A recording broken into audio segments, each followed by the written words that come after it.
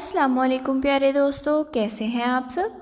दोस्तों, आज हम भारी आवाज़ों के 4 और 3 हरफी अल्फाज बनाना सीखेंगे। तो चलें दोस्तों, मेरे साथ मिलकर पढ़ें। गो भी, गोभी। ला ठी, लाठी। भा घी, भागी। गोभी, लाठी, भागी। खा ने, खाने। घोड़े, घोड़े। खा ते, खाते। खाने, घोड़े, खाते।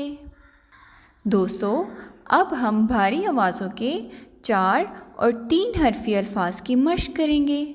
चलें दोस्तों, मेरे साथ मिलकर पढ़ें। भारी, खारी। झाड़ी, धारी। धोबी, गोभी। फाड़े, भारे।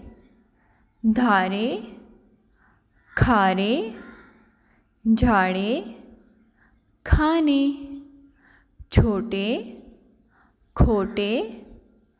छोड़े, थोड़े। घोड़े, फोड़े।